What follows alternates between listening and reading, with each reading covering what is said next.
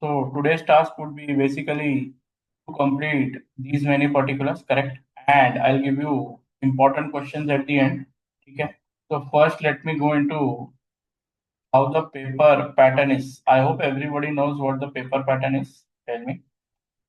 Paper pattern में कोई problem बोलो क्या क्या paper pattern 50 marks section A 15 MCQs of 2 marks each section B 3 case studies 5 MCQs each and 15 MCQs of 2 marks each section C 40 marks correct 15 15 10 ऐसा breakup है 2 questions of 15 marks and 1 question of 10 marks generally 15 marker में 1 question at the end would be somewhere related to UK tax admin correct तो may be of individual और of company तो वो 40 marks का आपको क्या करना पड़ेगा you have to look at it I think 3 to 5 mark theory as in they either ask you the date of filing amount of tax payable ऐसा कुछ will be asked in these 2 marker 3 marker questions that are there have a look 10 to 12 marks 3 to 5 marks theory. उसके बाद this is the whole portion I hope everybody knows the portion anybody who does not know how the portion fares out we have क्या tell me everybody knows how the portion fares out correct so portion में you have basic UK tax individual taxation one of the biggest chunk 100% question आने वाला है right I'll tell you employment self employment a compulsory question comes up on this in section C now see ACCA is only given that basics of UK taxation individual taxation, chargeable gains, corporate tax is something that is section C applicable. So section C question will come from only. What? Your tell me your part of individual chargeable gains and corporate taxation. Correct? And then you have IHT and VAT, which are not an eligible or not a portion that is eligible for what? Tell me. Section C. But IHT and VAT are generally section B favorites. Don't be surprised if you see 2 questions from section B, right? In IHT and VAT made 2 questions on section B, coming from one from IHT, one from VAT, and third question probably from chargeable gains.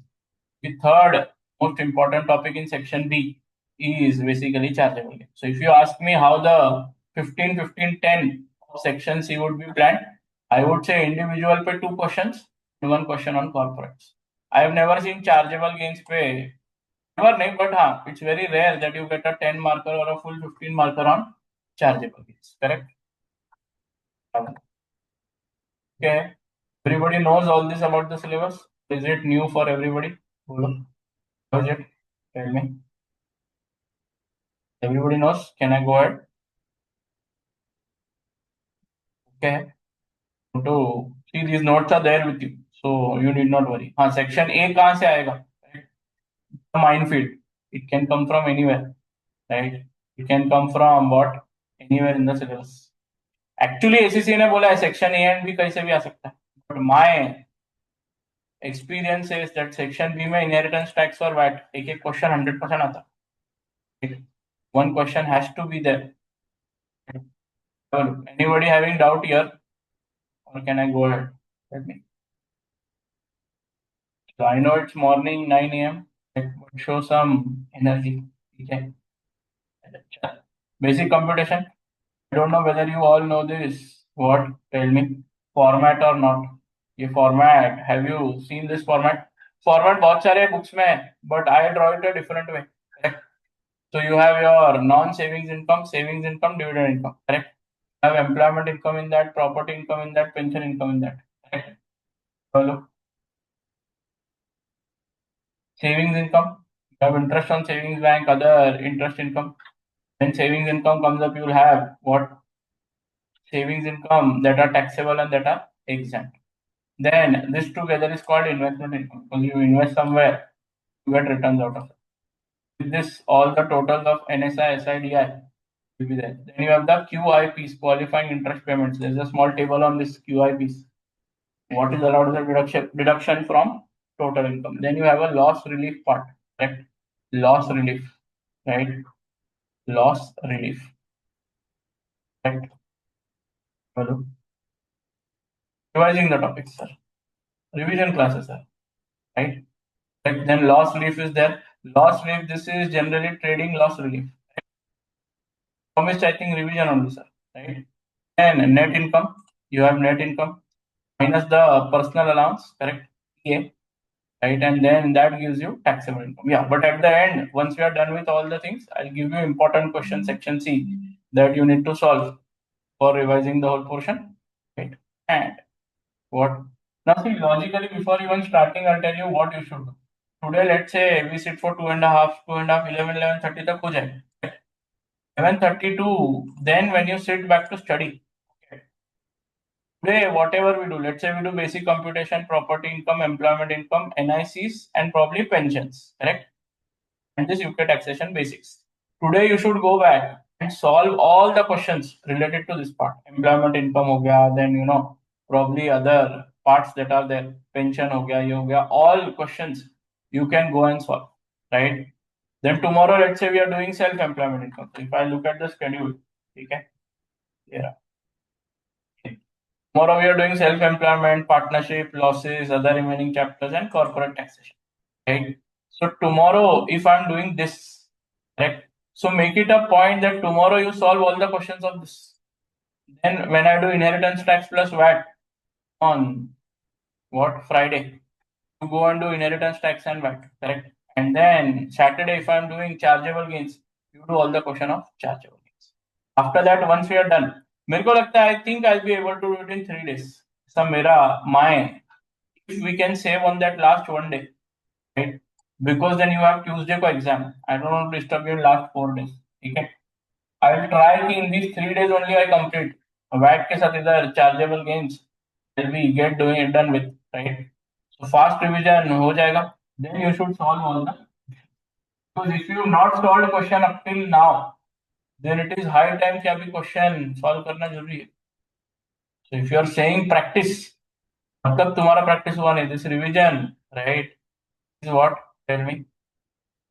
Basically, revision is only revision of concepts. Questions you have to practice on your own. There is a presumption you know the concept, and there is a presumption that you would have practiced because our students who are done with or who are with me in the class, almost I think, हो गया ना तुम्हारा सबका almost everything, most of the things everybody is done. I think we have छाया. सप्ताह जो आया क्या? सप्ताह जो है बेटा? Yes sir. हाँ सर, हो गया था तो लगभग, थोड़ा सा yeah, बच्चा है वो हाँ, कर लेंगे. almost done with I think 95% of the solving, right? 5% here and there, so I think everybody has some or the other problem. All, sir, all questions you should solve. I have told the students to solve all the questions that are there in Kaplan kit or any kit that you have. All questions, A to Z, I think. We have done, I have told the students, हमने छोड़ा करे कुछ, we have not left anything, I think. Even MCQs we have done sir everything, आप sir. तो पूरे ही करने बोला था. Now, that is there, and also, did you, with all these tables and that we made, right? I think everything is very easily solvable. Right? If you have not solved, you can give it a try. Correct? Solve नहीं किया है तो you will face problem in exam. अभी कुछ नहीं लगेगा. See, it is easy to go through everything. फटाफट फटाफट में हो भी जाता है, right? अरे हाँ देख लिया. But when it comes to actual solving, right? नहीं.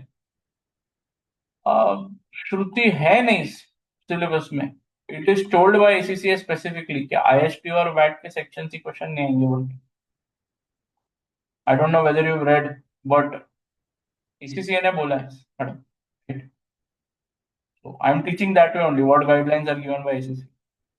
अब बुक में कोई देता है सेक्शन सी का क्वेश्चन, इसका मतलब नहीं वो आने वाला. But I have told students कि that can come as a section B question. They can convert that section C question into a section B question. Correct? With that in mind, right, quickly have a look at the format. NSI, SIDI total. In some questions, we do not follow this format, but basic questions where MCQs are done, may a format follow because we need to understand what is net income, how or where will personal allowance be used from this, loss relief will be deducted from which income, right? All these things can be done, right? Then you have the taxable income. From on that taxable income, calculate tax liability, right? And you have any tax charge that is there. We have the child benefit tax charge and any tax allowance, that is marriage allowance, correct? Marriage allowance will be deducted and tax charge will be added. Any tax paid already on what? Payment on account or PAYE system that is there. You get the tax liability or tax payable that is there. This is the destination. Generally, I've seen not a lot of questions on this, but yes, it is important to know this because going ahead, it is a building block, correct? Basic, what are allowances, what are deductions? Allowances are basically income allowances and tax allowances, correct? Income allowances are income deductions, they reduce the income, correct? And tax deduction or tax allowances reduce the tax liability, correct? So CBTC, child benefit tax charge, or I could say marriage allowance, is a tax allowance. It reduces the tax liability. Personal allowance is a income allowance. It reduces the income. So it is deducted from net income. Right? Then there is exemption and deduction. When I say exemption, exemption means what? That income will be not taxed at all. But when I say deduction, deduction means what? That income will be taxed, but some part of it will be deducted, or full income will be deducted. That is how. So employee contribution to pension is a deduction, and employer contribution to pension. Generally, employer contribution to pension is never added in your computation. Right? That is how it is. Charge, taxability, income charge and tax charge. Income charge क्या है देखो जरा. Income charge means what? It will increase the income, right? Your salary income, every income that is there, it is charged to taxability. Income charge. Then there is tax charge. It will increase the what? Tax liability. Correct or not? Have a look. Makes sense? Type of tax. There are three types of taxpayer. So in income tax calculation, there is you have to first identify what type of taxpayer you are. If you identify what type of taxpayer you are,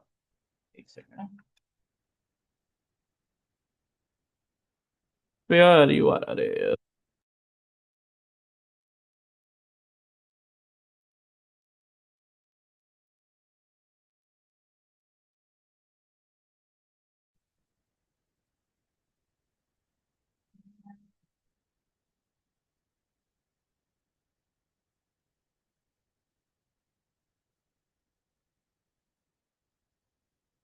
If you identify what type of taxpayer you are, correct, then it is very easy.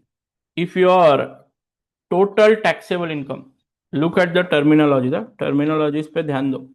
If you are a total taxable income is between 0 to 37, total taxable income, that is NSI, SI, DI का जो taxable income है, that total taxable income, if it is 0 to 37,700, you are a basic rate band taxpayer. If you are 37, 701 to 125, 140, you are a higher rate band taxpayer.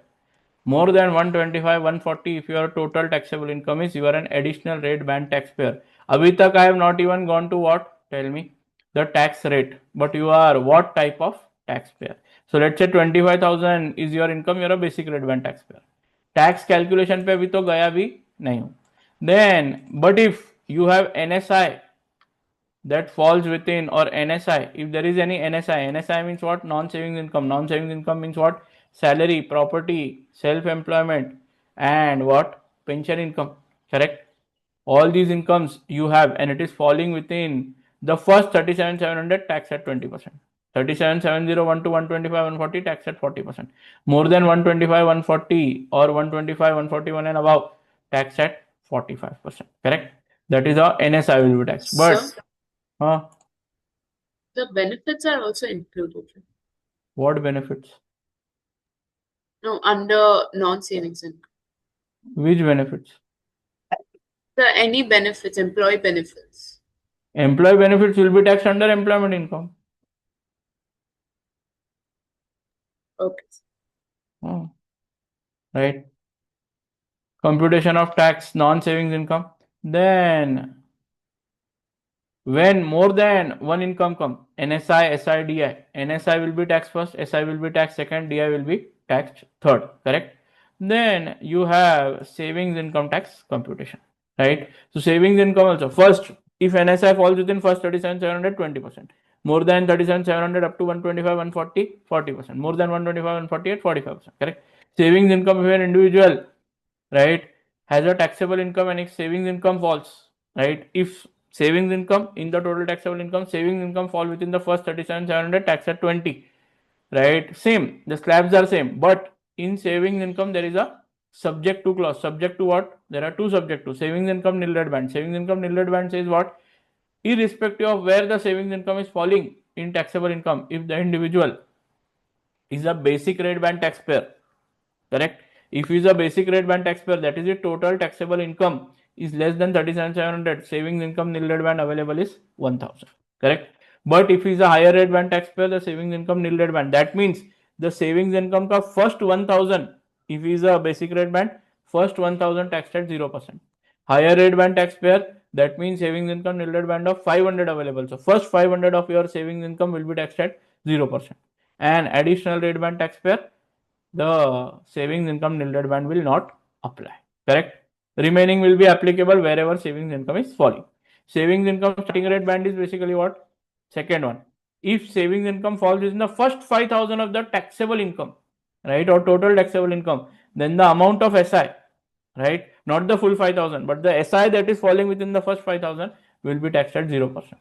This will be applicable, plus you will have a savings income nil rate band over and above the savings income starting rate band, correct. So both the things can also be applicable together. So I have done a lot of questions of how NSI and SI both are taxed, correct or not. Have a look. You can give it a try if you have not done. Hopefully, I hope everyone has done it. Okay. Dividend income. How is dividend income tax? If dividend income falls within the first 37,700 or 0 to 37,700, if it is part of the taxable income and falls within the first 37,700, it will be taxed at 8.75%. If it is 37,701 to 125, 140, it will be taxed at 33.75%. And if it is more than 125, 140, it will be taxed at 39.35, 39.35%. But subject to what? Dividend income nil rate band. Irrespective of where or what type of taxpayer you are, dividend income nil rate band of 500 pound is available. That means the first 500 of the DI, wherever it falls, correct, will be taxed at 0. Right? Have a look. So where NSI, SI and DI, everything comes. If you want to practice, you should practice this part. Correct? That is there. Then pension contribution. Let's talk about pension. Pension has three implications. Whenever there are two types of pensions: occupational pension scheme, personal pension scheme. Why this is important? Because it is there in a lot of calculations. Correct? So occupational pension scheme is set up by the employer for the employee. Employer and employee both what? Do a contribution to the OPS or the occupational pension scheme. Correct or not? Have a look. Right. So whenever employer does a calculate or contribution, correct, for the employee, in that case it is a exempt what? Income. Correct or not? Have a look. Employer contribution to OPS and employee contribution to OPS, right? Then you have something called as grossing up concept. Pension, personal pension scheme mein there are three implications. Grossing up concept means if a pension is paid made, then just a second.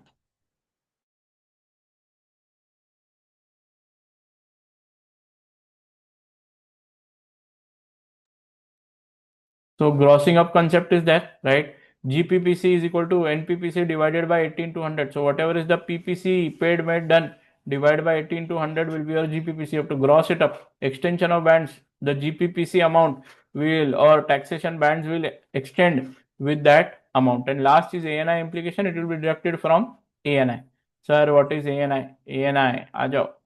Personal pension, grossing up concept, extension of bands. So extension of bands, what happens? You will extend your band by the GPPC amount when you are calculating tax. Correct? For gift aid donation. What are gift aid donations? Charitable donation made to any charitable organization, correct, is called as a gift aid donation. Local ho ya international ho, correct? It might be local, international, anything. You do any donations, correct? It will be taxed. What? Tell me. Under the gift aid donation, that is there. But will you get a direct deduction? Now see, even your what? Tell me. Just a second. Even your what? Tell me. GPPC, that is personal pension, also you will not get a deduction. But OPS, it is there, you will get a deduction, correct? Occupational pension scheme set up by the employer, you will get a deduction, correct? But personal pension scheme, you yourself do the, see in occupational pension, what happens, your employer sets up the scheme, from your salary is deducting amount and paying into that pension, what scheme, correct? He will himself also pay, and from your salary you will deduct something and pay, right? But when it comes to GPPC or personal pension scheme, you yourself do the contribution to the personal pension scheme. No deduction is allowed anywhere for GPPC, correct? GPPC has three implications. Grossing up, you give 80, we give 20. HMRC gives 20, you give 80. 80 ka donation you do, we give 100 ka what donation ka what or what worth of tax implication. Tax implication is what? Whatever is the GPPC amount, by that your bands will extend. 0 to 37,700, if I do GPPC 10,000, it will become 0 to 47,700, and so on. The bands will increase. 125, 140 will go to 135, 140, and so on, correct? So GPPC, GGAD, the bands will be there, correct? Same thing with gifted donation. You would pay 80, the HMRC will consider 100, and your GGAD, gross gifted donation, will increase the bands by that much amount. And also there is an ANI implication. What is ANI implication? We go to personal allowance, then we understand what is ANI implication. ANI implication देखो, ANI is what? If an individual has an adjusted net income, new word coming in, adjusted net income of less than 100,000, then PA fully available. PA is what? Personal allowance. Personal allowance fully available at 12,570. But if ANI is between 100,000 to 125, 140, there will be reduction of PA. But first, we do left and right first. If ANI is more than 125, 140, sir, how to calculate ANI? ANI is nothing but the net income that you calculate. Total income minus what? Your basically qualifying interest payments, correct? And your what? Loss relief. After that, you get the net income. Net income may say you deduct GPPC, GGAD. But ANI is not part of your computation. It is just a working note that is made on the side for understanding how much PA will be available, because it is not part of main answer. So ANI ka calculation will happen differently. It will help you to determine how much PA amount is available, correct? That is there. So ANI is net income minus GPPC minus GGAD, correct? Then PA will be decided that way. But if the ANI is between 100,000, so abhi ye GPPC GGAD is what we have done, correct? So ANI is 100,000 to 125, 140, correct? Reduction of PA will happen. How is reduction of PA done? You have what? 12,570, right? Reduction of PA will happen. Whatever is the ANI between 100,000, 125, 140, deducted from 100,000, divided by 2 or multiplied by 50%. A lot of books use into 50%. I generally use divided by 2. Correct? Gives you a reduced PA. That reduced PA will be deducted from your net income, and you will get a taxable income. So whenever you are using what? PA, correct? Whenever you are using PA, right? First preference would be given to NSI, correct? Then to SI or DI. Generally first SI, then DI, correct? But may differ. I think second and third preference, we have also discussed that depending on how much tax liability you get, you can decide how much will it be used, correct? Have a look. Personal allowance.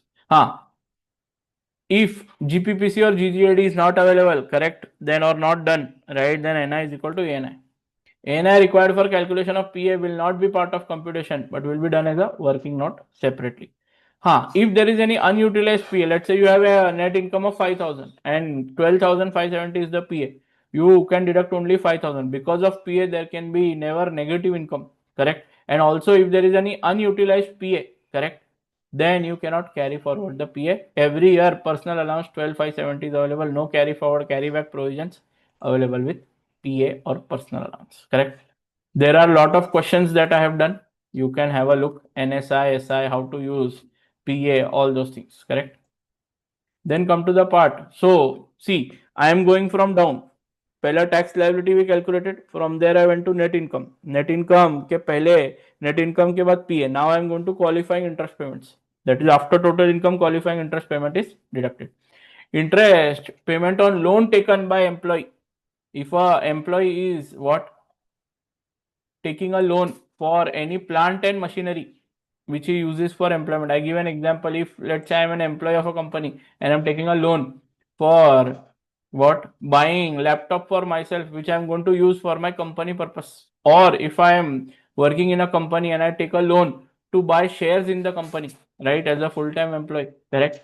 In that case, if I take a loan, उस पर का interest is available as a qualifying interest payment. The other round is if I'm a partner in a company, I'm buying a plant and machinery for partnership use, and for that I'm taking a loan. वो loan नहीं, but that loan का interest, right, paid will be available as a deduction for capital contribution or loan in a partnership or firm. So capital contribution that are there, right? That is how things will happen. So if you want to buy a partnership stake or partnership में capital you want to invest in the partnership firm, in that case what will happen? Tell me. Things will turn out that way. So the loan amount is not deductible. याद रखना, right? QIP question probably not there in any book. You can have a look. I think no book has the QIP question, that is qualifying interest payment, but you can have a look here. Then comes the part of marriage allowance. आ जाओ. Tax calculation done. Tax calculation में से marriage allowance is something that will happen. Correct? So marriage allowance. What is marriage allowance? See, first condition of marriage allowance, most of the students go wrong is, right, applicability of marriage allowance is only when both the spouses are within what? Tell me. Basic rate band taxpayer. Both the spouses are what? Basic rate band taxpayer. If both the spouses are not basic rate band taxpayer, tell me, will marriage allowance apply? Not at all. Correct? One spouse has unutilized PA and can transfer fixed amount of 1260 from their PA to the other spouse as a tax allowance. But see, this is Mr. A. He wants the marriage allowance. This is Mrs. A. Correct? She wants to transfer the PA. Correct? She is transferring the PA of 1260 from her PA. But when it comes here to Mr. A, it becomes a tax what? Allowance. It starts as an income allowance, but when it reaches here, it becomes a tax allowance. So 1260 into 20%, 252 pounds का marriage allowance available. Correct? And it is not that, sir, if both the spouses compulsorily will it be available? Correct? Just a second.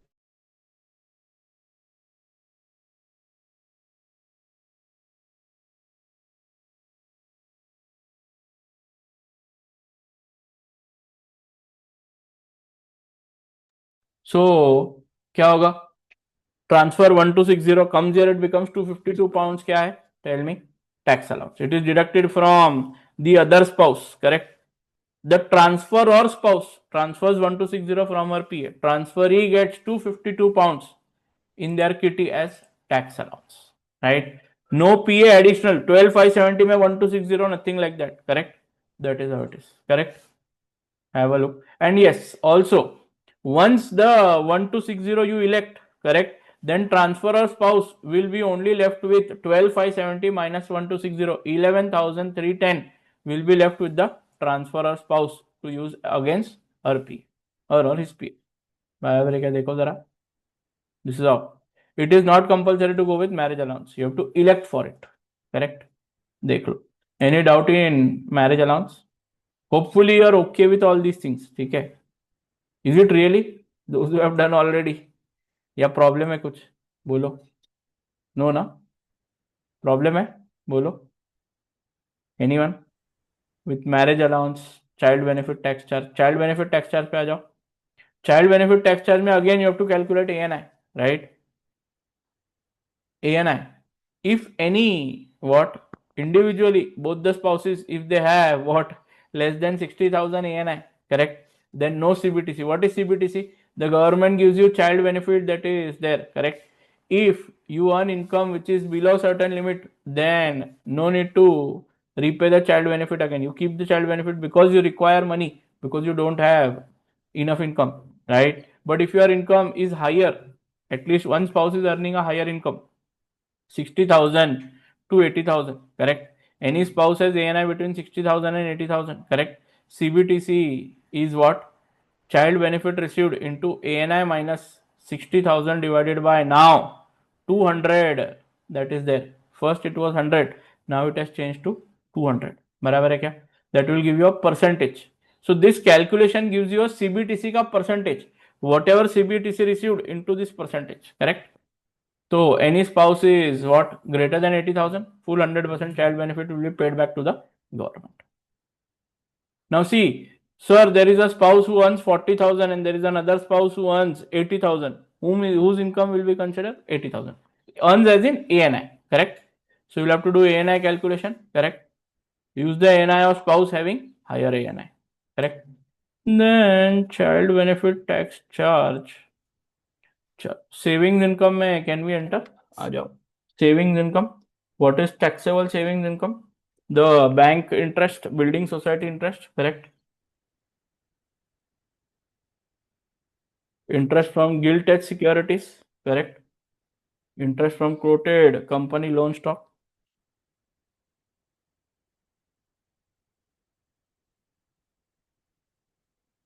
Listed company bonds or debentures, and interest from NSIC, correct? These are all taxable savings income. Exempt is premium bond winnings and interest from NSI certificate. There is a specific question in a lot of books. NSI account interest. There is nothing called as NSIC account, right? Right, in exemption, correct? That is how it is. Then you have type of accounting methods. You have accrual as well as receipt basis. Receipt basis means whenever you receive the income, then only it will be taxed. Whenever you pay the expense, then only it will be taxed. In accrual, right, it will be taxed when invoice is received. Savings income, you have guilds, corporate. I don't know whether you've done questions on this, right? One of the most difficult part of savings income is doing interest on government and corporate bonds or guilds. Here there is a very simple logic. This table you will not get anywhere. If there is no sale or purchase of bonds between two interest payment dates, then the interest will be taxed on receipt basis. That means whatever is received. But when I say accrual, correct? So if there is a sale or purchase between two bond interest payments, correct?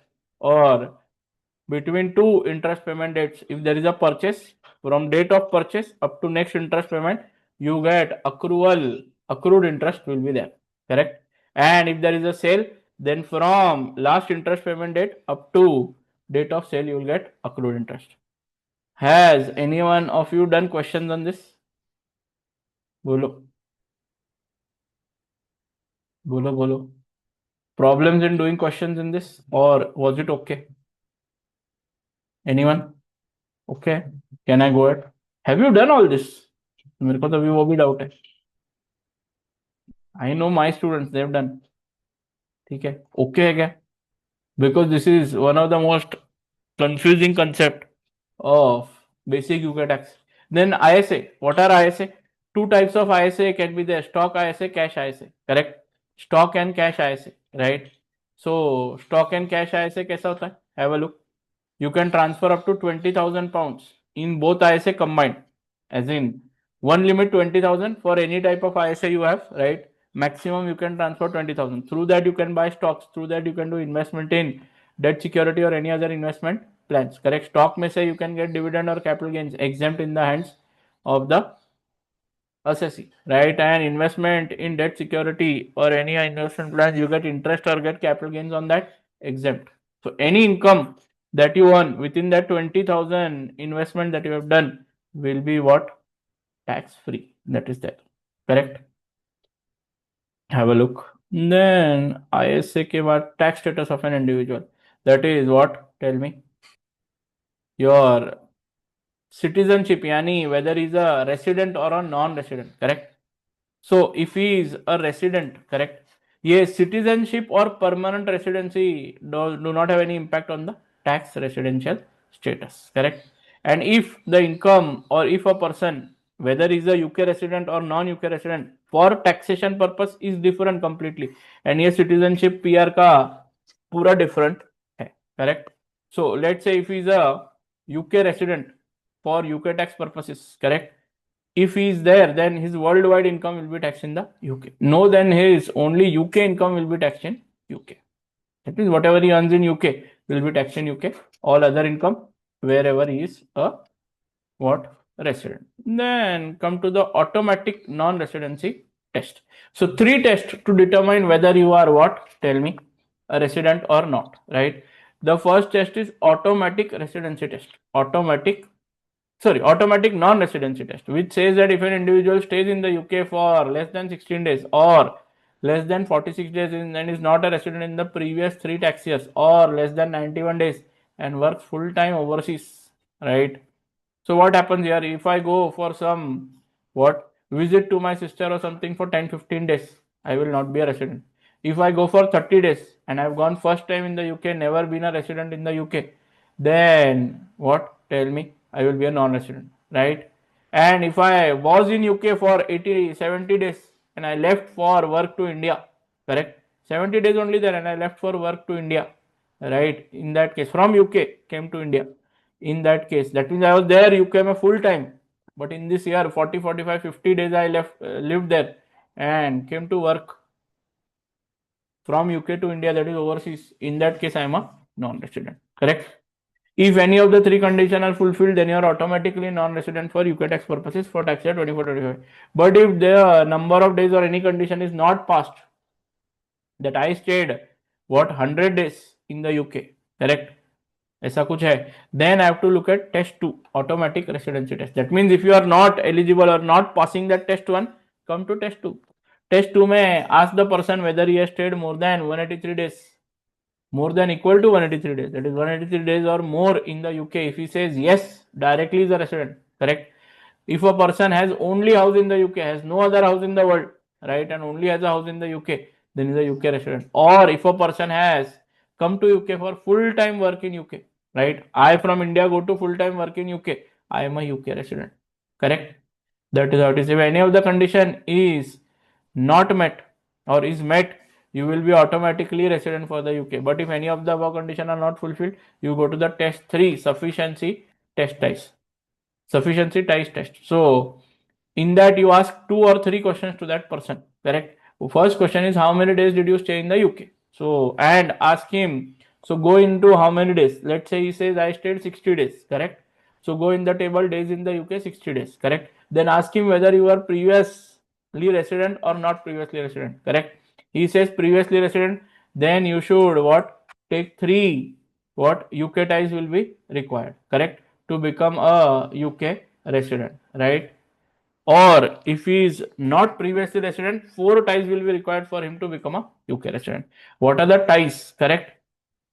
The 5 ties are there. Family accommodation, FAWDC, family accommodation, work days in UK country, correct or not? Have a look. Family, he has close family, not parents, okay, only spouse and children, minor children, that also, right? If he has in UK, that means family ka tie is fulfilled. Accommodation means he has a place to stay, not that he should own a property, correct?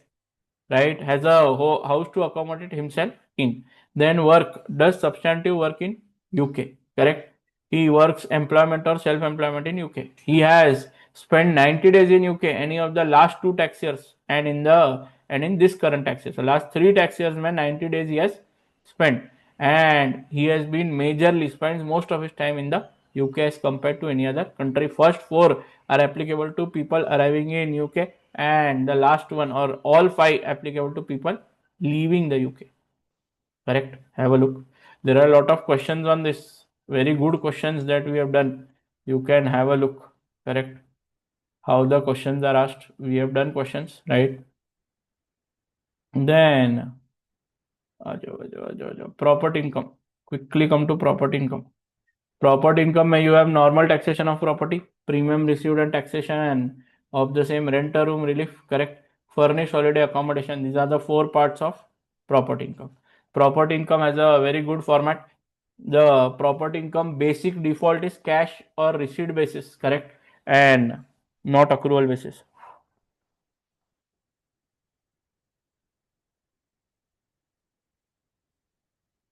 Rent received between period 6/04/2024 to 5/04/2025.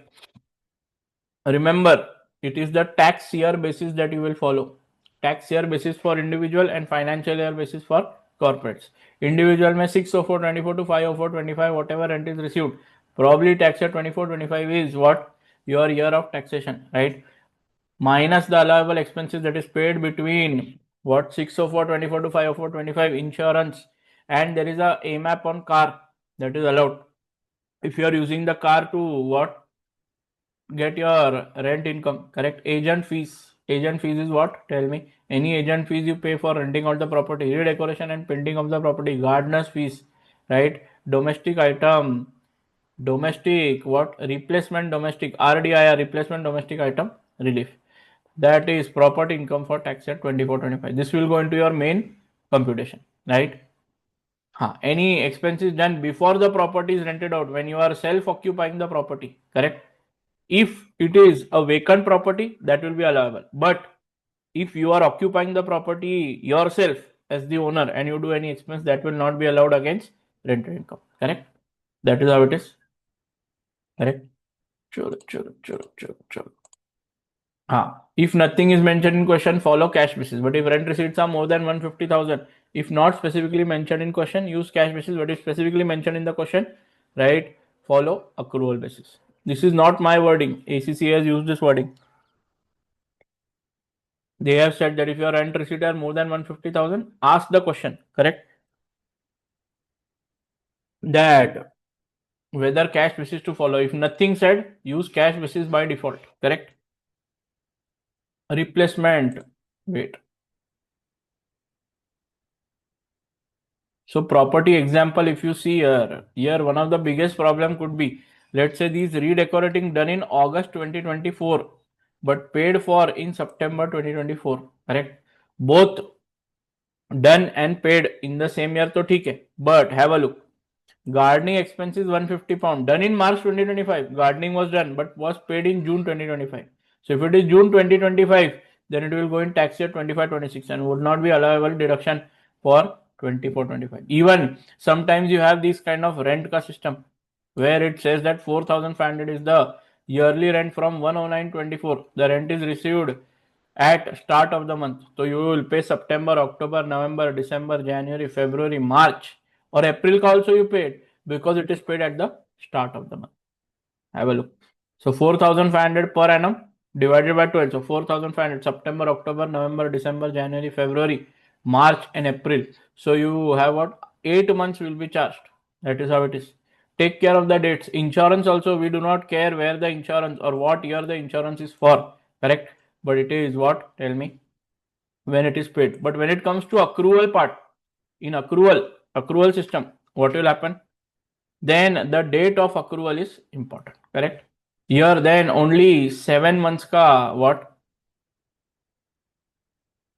Rent will be charged. And here March 25 ka gardening expense will be allowed because when it is incurred, correct? And insurance will be allowed as per what? The number of months utilized. Have a look. Correct. Any problem with this? I hope you have done all these questions. Have a look. If okay, then I can go ahead. Bolo. Can I go ahead? If you buy any furniture or domestic item for your what property, initial cost of domestic item not an allowable expense. But if you what replace the domestic item, correct? Then in that case, a replacement domestic item relief is available, correct? What you do, cost of equivalent or same type of domestic item should be considered, not a modern. So let's say first you had what? A washing machine, which is a semi-automatic washing machine. I give that example always, right? And initial cost of semi-automatic washing machine not allowed as a reduction. But let's say you give it to the tenant use it for 2-3 years, then you are going to replace it. Now when you go to replace it, right, you take a fully automatic washing machine, but law says not like that, correct? You take the, when you go to buy the fully automatic machine, ask how much is the semi-automatic machine for, take that cost will be allowed as a cost of equivalent or same type of domestic item.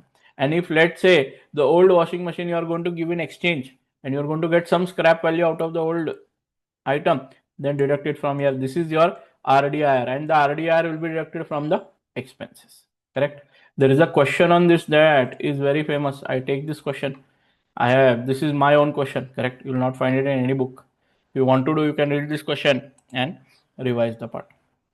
Security deposit. If nothing is given in question, it is refundable. So not an income that is there. But if it is given that security deposit is not refunded and adjusted against rent received, right? Amount adjusted as rent and not refunded as it is taxable. Just a second.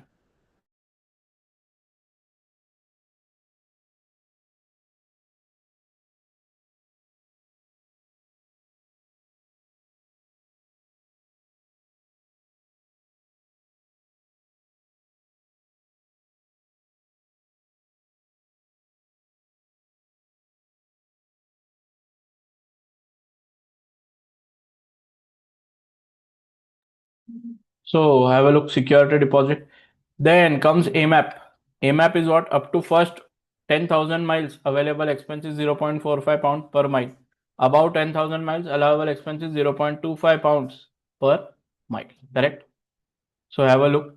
If you go for or you use the car, correct? For what? Tell me.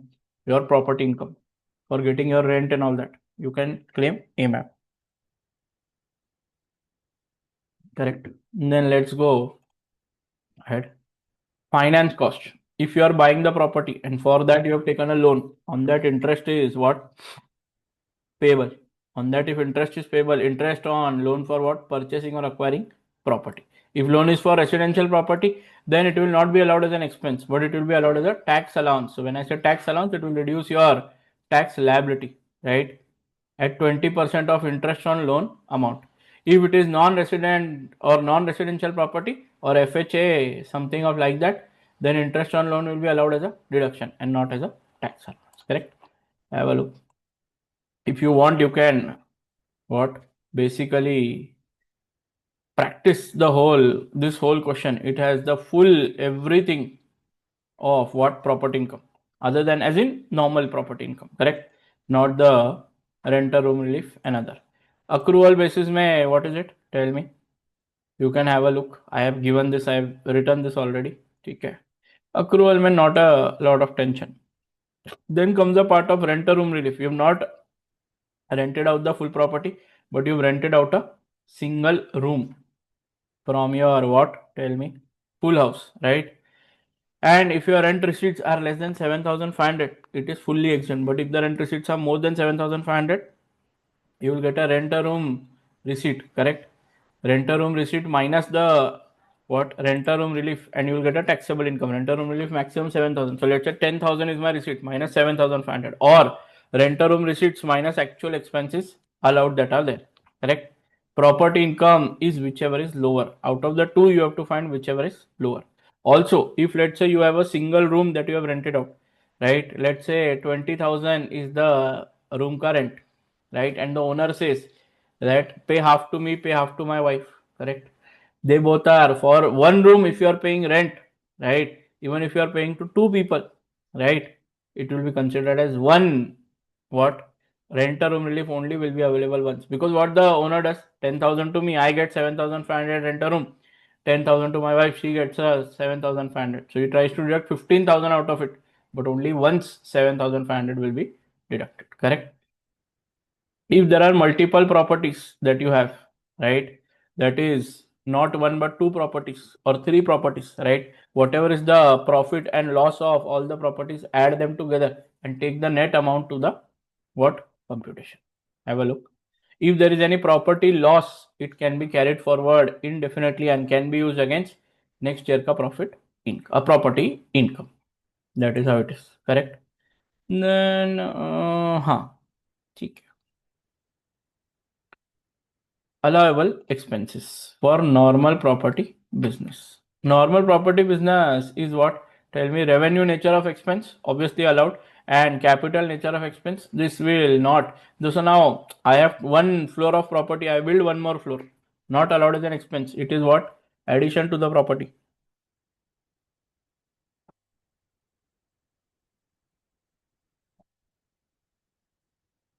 It is addition to the property.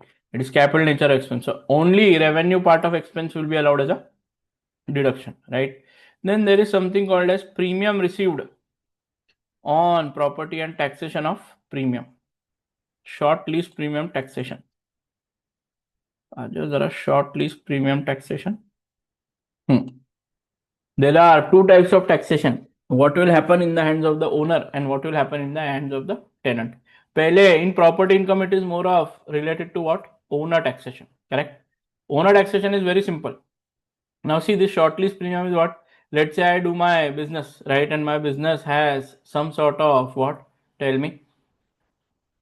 Property that we are going to rent, and I rent it for 10 years or 12 years. See what happens generally, a lot of times you have to take a short lease on the property, because if you do not take the lease now, what will the owner do? 1 year done. In India where it happens now, 11 month ka what rent agreement is done. After 11 months you have to renew it every year, and at renewal the owner can say now the rent will increase 20%, 30%, because your business has started to flourish. So in that case you would rather want to get a short lease premium than to what? Tell me. Go for every year ka rent. So you pay a one lump sum amount to that person as lease premium. So the person who receives the lease premium, owner taxation, in his hand, lease premium minus the capital component of lease. Correct? Capital component of his lease is nothing but the lease premium received into 2% into n minus 1. Right? Will give you taxable fully as property income in the hands of owner. One time payment you have done, lease payment. Lease premium minus the capital component, revenue component, fully taxable in the hands of the owner. But when it comes to taxation in the hands of the tenants, it is not taxable like this. Your revenue component will be divided by the lease premium and multiplied by the number of months the lease operated in the tax year divided by 12. This will be allowed as deduction from TATP. I hope everyone knows what is TATP. Correct? Then furnished holiday accommodation, you do not have the question on furnished holiday accommodation practical, but there is a definition that is given in your syllabus which says the property is furnished for letting out. There is a property, holiday home basically, correct? It is what?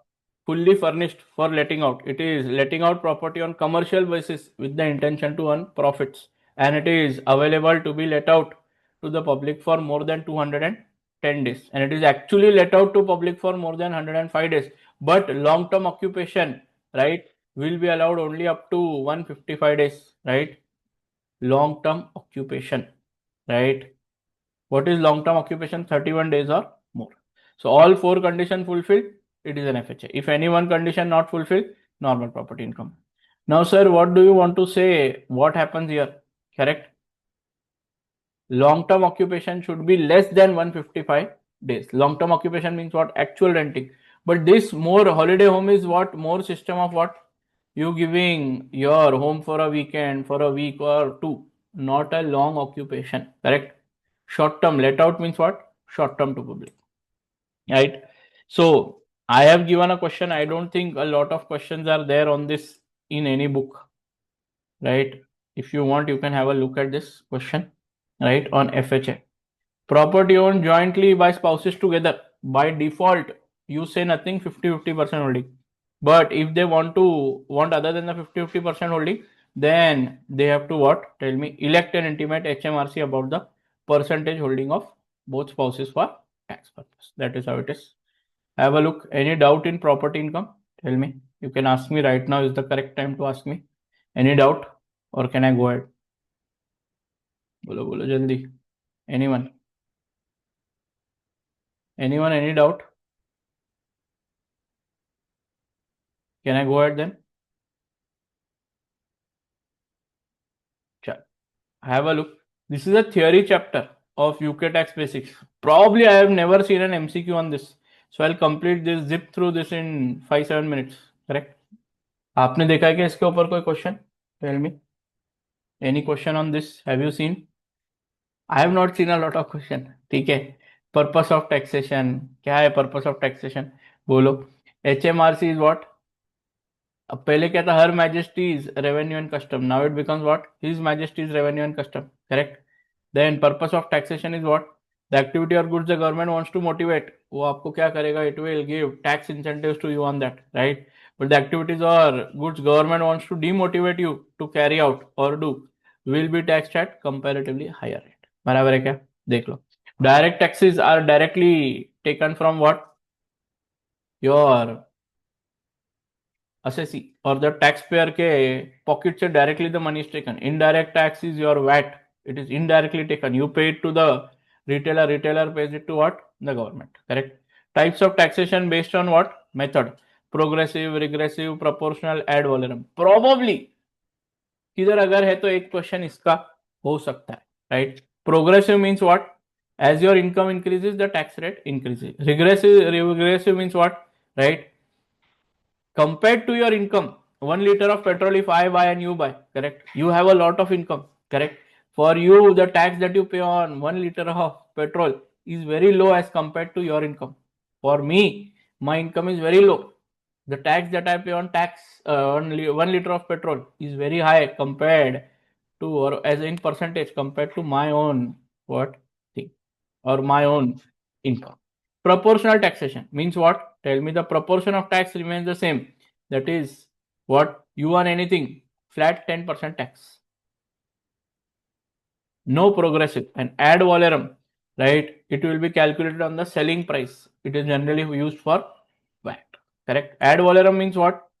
Over and above the income, tax will be added, or over and above the supply value, tax will be added. Type of tax, you could read this because over the time we have done this. Structure of UK tax system. Right? There is a commissioner who is the main of the HMRC. Then HMRC is the authority which takes care of tax calculation and what small things about what all the rules and regulations are there. Then there is staff of HMRC who are known as officers of HMRC. Correct? Right? Companies have to file what? Everybody now has to file electronically return. Correct? Right? Individual abhi bhi can do paper, but generally do what? Online only. We have to self-assess the income that the individual or the company will themselves calculate their own income. Correct? And do the stuff. Right? Then statute of tax law. Right? You have statement of practice. HMRC guidance. Now see, this is nothing but once a law is passed, right? There are details about the laws given. What will be the rules? What will be the regulation? Correct? Right? According to that, there will be statement of practice, that HMRC's interpretation, how HMRC interprets law and how law is what going to apply. Extra statutory concerns is if there is any relaxation, right? And HMRC can make an ESC to administer the tax. Itna kuch, I don't think so much is required. Correct? You just need to know extra statutory concession means what? Some relaxation given by HMRC, right? Ekdam strict law cannot be followed every time. There are going to be some ESCs or some concessions given to the assessee. Internal HMRC manual, it tells you how the law will apply, how HMRC applies the law. HMRC website, leaflet, booklet, they keep on doing what? Assessee awareness programs and detailed technical guidance. If there is any tension with any of the what statute or law, they will provide a guidance on that. Correct? Double taxation avoidance agreement. Bilateral means what? Now see, I earn any income in India and I'm a UK citizen and I'm also a resident for tax purposes in UK. I earn any income in India I pay tax, right? And I bring that income to UK.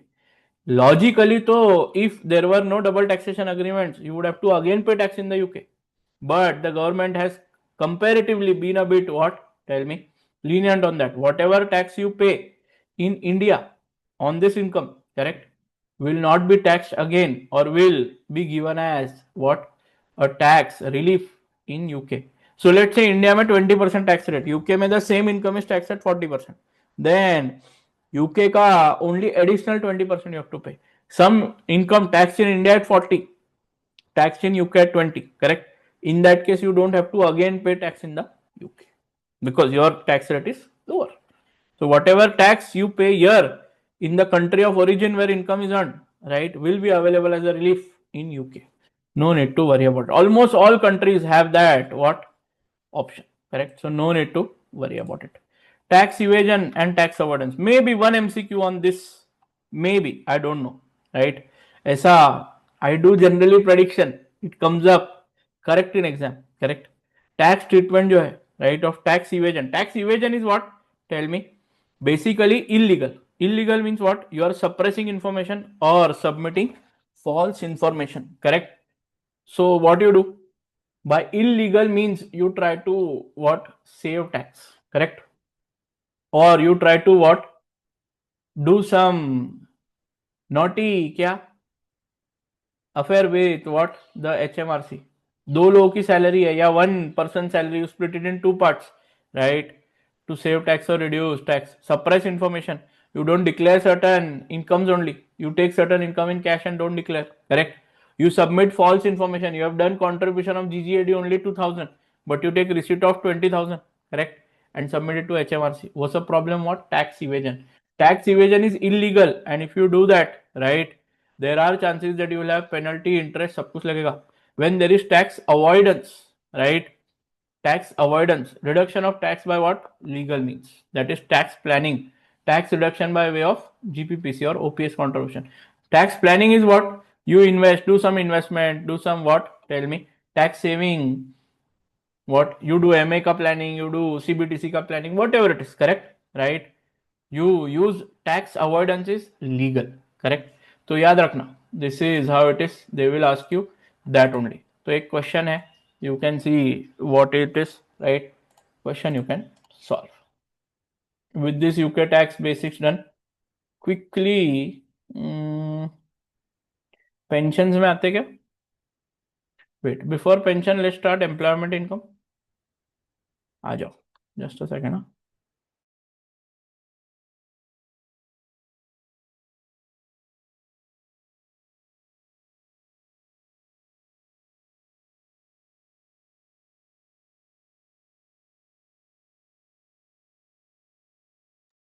चलो आ जाओ. Quickly, let's do basics of employment. Then I'll give you a break. Correct? First thing is what? Employment versus self-employment. Now see, so theory question ever it is asked, ये employment versus self-employment ना, ये वाला part एक minute थोड़ा देखते क्या.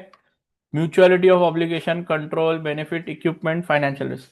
थोड़ा सा what type of question is asked on this? If I am an examiner, right, I would never ask you what directly to write these 5 points. What I would do is I would give you a question where I say that determine whether I am into employment or self-employment, correct? Right? Where I say that Mr. A is working with Mr. B or is working with Mr. B and Mr. B controls every aspect of Mr. A's work. So, control. फिर all the equipment is given by Mr. B to Mr. A. Mr. B pays monthly wages or monthly salary type stuff or monthly payment is done by Mr. B to Mr. A, right? And if anything goes wrong, Mr. B is responsible. Mr. A is never responsible. In this case, whether he is an employee or a self-employed person. Can this question come up? Yes. He gets benefit.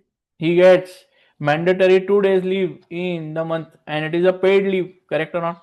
In that case, all these things pertain to what? That is a employee. बराबर है क्या? Mr. A has to listen everything to what Mr. B says. This kind of question you can expect in exam. I don't know why. I feel ऐसा कुछ question exam में it is very what prominent. फिर ये नीचे वाला ठीक है, equipment है, पर्सनल सर्विस है, part and parcel of the organisation है, राइट? फाइनेंशियल रिस्क है, साउंड मैनेजमेंट है, राइट? वो सब ठीक है, but I feel these are the 5 things that are very important, ऐसा मेरे को लगता है. And I have seen generally, I have not seen question come upon this, but in a section C setup, correct, may be, या section A और B में, right, may be, I am not really very sure. But when it comes to what? Format of employment income, taxation of employment income. Format is very straightforward. Salary, bonus, commission, all the benefits. Madam, you are saying no different benefits taxed in the computation. It is taxed as what? Employment income only. Benefits are not taxed differently. अभी बोल रहा हूँ आपको. It will be taxed within the employment income only. This net income goes as employment income in what? Computation. I have given a reference here. You can click here. It will go to the computation. You click here. It goes to salary taxability format. So all the benefits, exempt and taxable, all benefits will be taxed here. and this income will be taken where? To your computation. So salary, bonus, benefits, all the benefits that are there, all benefits, right? Taxable benefits, correct? Reimbursed expense, right? Reimbursed expense ke against you get expenses incurred. In reimbursed expense, the expenses which are incurred wholly, exclusively, and necessarily for business, correct? Those will be deducted, correct? So whatever amount I receive from my what? Tell me employer, everything will be taxed. Or sir, but you went for some trip and that reimbursement happens, no problem, correct? वो reimbursement आया, that will be taxable. Against that, I will take what? Expenses incurred. If the trip expenses are wholly, exclusively, and necessarily for business, it will be allowed as a deduction. So let's say 10,000 received and 10,000 deduction available. है आगे वो, correct? Contribution to employer's occupational pension scheme. Now, can you tell me this is employee contribution or employer contribution, as it is a deduction? Employee contribution. It is employee contribution. But if it is employer contribution, will you tax it here? No, it'll be exempt. It is fully exempt. So you can write it. But in the exam, if a question comes up, suno, if a question comes up, it asks for employee contribution to OPS. Deduct it. Employer contribution to OPS, write it and write 0. Because the examiner needs to know that you know that it is exempt. So if I am getting a salary question for a 15 marker, what I will do is every particular that is given, I would write. I say exempt and say 0. I would say taxable or deduction and say deduct. Even if it is exempt, that does not mean you have to not make it part of your answer. You have to make it part of your answer. Write 0 and say that it is exempt. Even benefits, if there is an exempt benefit, you have to write that benefit in that particular amount in pounds and write 0 in front of that and write in that particular column that this is an exempt benefit and write 0 there. If you completely eliminate it, right, and if you write a note below also, then also ACCA is very particular that boss, even if it is an exempt benefit, you have to include it in your answer, in the main answer, and write 0. That is how the examiner will understand that you know that it is exempt. Abhi I am telling you, right? Exempt means don't make part of the employment income. ऐसा नहीं है. You have to make it part of the employment income in your answer, right? And say 0. Correct or not? बराबर है? देख लो. Right? Salary में what happens? The logic that is there, right? Then employment versus basic salary taxation. Generally, salary जो आप देखोगे ना, yearly salary, this salary, that salary, taxed on receipt basis, right? Generally ऐसा receipt basis भी कुछ नहीं होता. Go with the flow kind of stuff क्या होता है? There is a gross annual salary, gross salary, salary paid. ऐसा 3 word use किया है in all of the questions. You see all any question you find out, उसमें बोला होगा gross annual salary इतना है, gross salary इतना है. हाँ, अब अगर उसमें the employee has worked only for part of the year, they will give you annual salary and he has worked only 8 months, then take only 8 months का salary. पूरा 12 months का लेने का जरूरत नहीं है.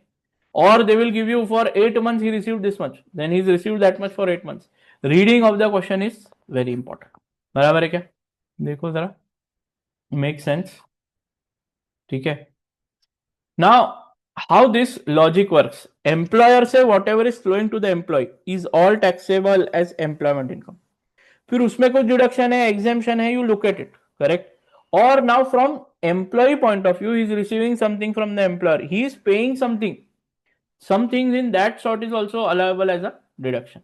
Now also when employer is paying, he will pay you gross salary, correct? But what he will do, he will deduct some tax out of it. He will deduct employer contribution of what? OPS out of it. He will deduct some other benefit ka payment from it. But for you, gross salary received is something that is taxable. और sir मतलब tax deduct करके PAYE से paid to HMRC we should deduct tax from my salary. No, it is not an allowable deduction. Hear me. Sir, employee contribution to PPC, he has paid from his pocket. No, so allowed as a deduction, not allowed as a deduction. It has 3 implications: grossing up concept, extension of bands, and ANI implication. It is not allowed as a deduction. I am telling you before only. Right? It has so happened that you get confused between employee contribution to OPS and PPS. देख लो जरा. Salary, correct? Then bonus or commission received. Here you remember date of entitlement or calculation or finalization. 3 words are used, or date of payment, whichever is earlier, will be the taxation of bonus. Correct? इसमें इतना ही करके गए तो more than enough. There are 2-3 questions in the syllabus, right? Reimbursed expense. आ जाओ जरा. Plus expenses. So let's say I went for a trip, 10,000 pounds. For some employer, I used to go for a lot of trips. Correct? As in पढ़ने के लिए, not what, for leisure, for employment purposes. If I go 10,000 pound expense done, I give all the expenses to my employer. Sorry, an employer gives me 10,000 pound. 10,000 pound received taxable minus expenses incurred wholly, exclusively and necessarily for business, 10,000 deduction. I went 10,000 का expense happened. I gave 10,000 का bills, but employer only gave me 8,000. No tension. 8,000 reimbursed expense, 10,000 allowed as a deduction. Now 10,000 I gave expense, right? But I did some, what? Tell me. Shady transaction. 7,000 only allowable was there. 3,000 was my personal expense, correct? Right? So 7,000 will be allowed as a deduction. Employer gave me 10,000. 10,000 taxable, 7,000 deductible. Have a look. ठीक है, तो just take a break, right? आ जाओ break के बाद, take a 20 minutes breather, come back by 10:40 1 a.m., right? And then we'll continue. Okay.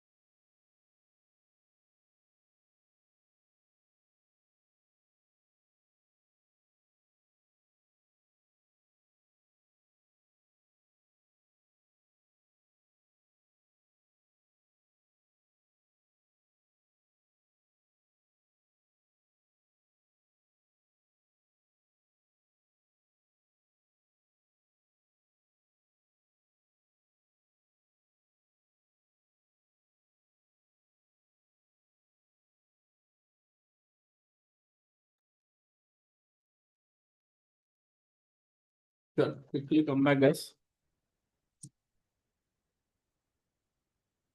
Can I go ahead?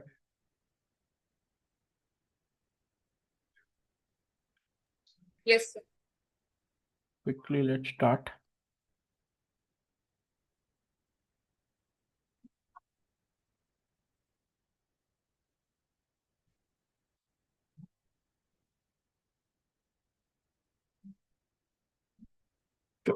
Sure.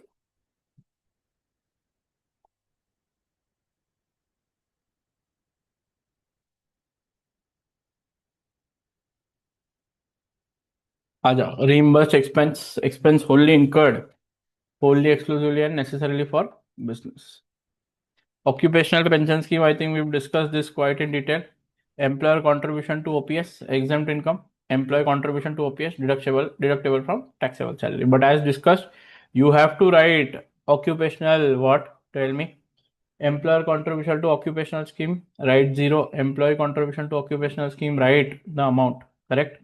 Or deduction, whatever, right?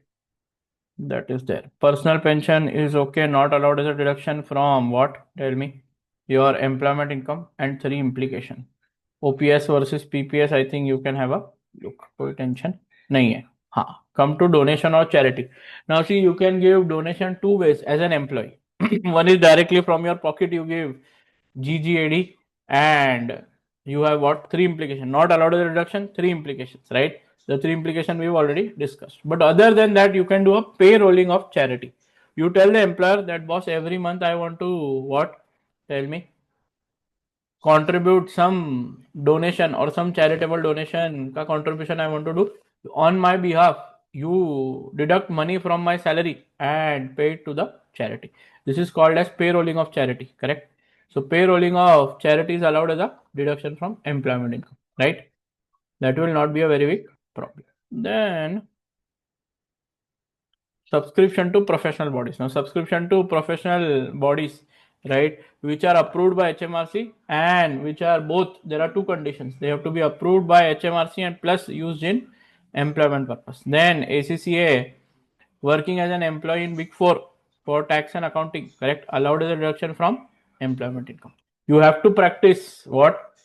Or it should be used in your what? Employment purpose. Paid plus not used for employment purpose. Marketing manager pays ACCA subscription, not allowed as a deduction.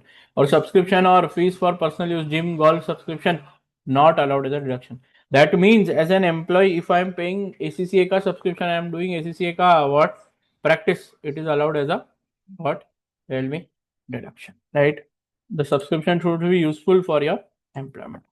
Travel and subsistence. If you go right from home to office, office to home, correct, not an allowable travel expense, because it is not employer's responsibility to get you home and do this every day.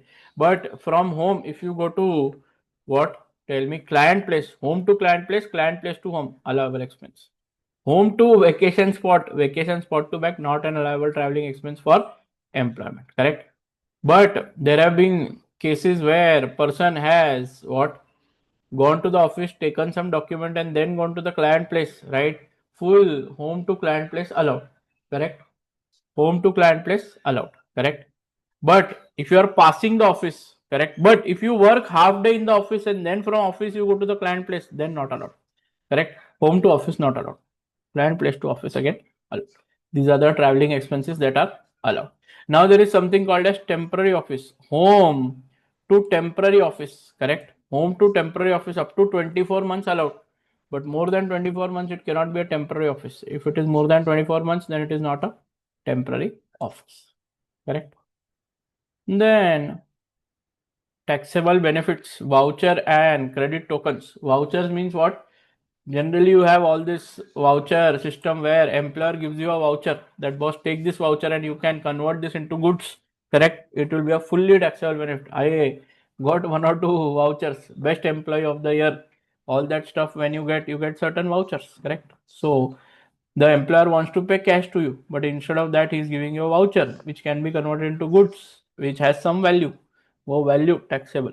Credit token, you take company credit card and do a lot of what? Personal expenses, and it is charged on the company credit card. It is also called as credit token, right? Have a look. But if I take this company credit card and go to some employment purpose tour and I use it, that will be expenses wholly exclusive and necessarily for business. They will not be taxable, correct?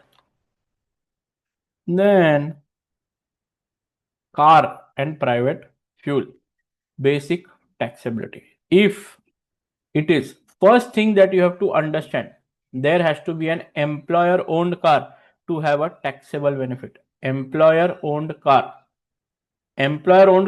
plus it has to be used for private purposes, then only car benefit will arise. If it is used 100% for business use, then benefit will not arise at all. Correct hai kya? Have a look. Benefit will not arise at all, right? That is how it will happen, right? But if it is part business, part personal, then car benefit will arise. And for personal purpose, fully for personal purpose or for majorly for personal purpose, then car benefit will arise. But the car has to be an employer owned car. Then only will you get private use hoga. Employer owned car plus private use. The value of the car benefit is very simple, right? List price of the car, it has a formula. Appropriate percentage, it has a table. Divided by, or sorry, into appropriate percentage gives you the annual car benefit multiplied by n by 12, the number of months car is used. How to find the number of months car is used, that also is given, minus whatever employee paid to employer for use of car, right? This is a one stop, because if you see in various books, अलग अलग तरीके से different it is given, but this is a one stop calculation of car benefit, correct? Then you have what? Car में list price का calculation, correct? List price आ जाओ. List price is what? Printed price of the car, publish price of the car as per the manufacturer plus all accessories installed at purchase and any accessories afterwards up till end of current tax year. All accessories allowed from purchase till current tax year में जो है वो, any discount given by the dealer will never be deducted or will never be allowed as a deduction. No discount received by the employer to be deducted. And then capital contribution max up to 5,000 by employee for year. 2,000 है, take 2,000 है. 7,000 है, take maximum 5,000. That is how it is, correct? Then you have what? Car. Appropriate percentage, correct? For appropriate percentage, if it is a fully electric powered car, zero CO2 emission car, correct? It will be 2% will be the rate, correct? 2% will be the rate, right? If it is a hybrid electric car, correct? Here it I have given hybrid electric car, that is 1 to 50 gram per kilometer CO2 emission, right? Appropriate percentage depends on the range of the car. So range of the car, if it is 130 miles, this is electric range of the car, huh? Range nahi, on electric range. Hybrid electric means what? Part car petrol, diesel and part in your electric, correct? Fully electric है तो 2%, correct? Part electric, part petrol, in that case petrol or diesel, whatever it is. If you have 130 miles or more, 2%. 70 to 129 miles, 5%. 40 to 69 miles, 8%. 30 to 39 miles, 12%. And less than 30 miles, 14%. Right? And then you have petrol or diesel car CO2 emission. You have something like this. Petrol or diesel car ke liye meeting RD2 standards, correct? Then in that case 51 to 54 grams, it will be 15%. If it is not meeting RD2 standard, 15% plus 4%, 19%. But 55 grams CO2 emission, 16%. And then not meeting RD2 standards, 20%. More than 55 grams, how will you do? 16% base plus how much is the CO2 emission minus 55 by 5. But how do you calculate the CO2 emission? CO2 emission may always rounded down or rounded up? Tell me, always rounded down. 109 grams per kilometer will be, or 108 will be rounded to 105. 114 will be rounded to 110. Rounding down the CO2 emissions. And plus 4% if obviously it is not meeting RD2 standards. That is how car ka calculation will happen, right? Then what is it? Private fuel, रुको, extra details, हाँ.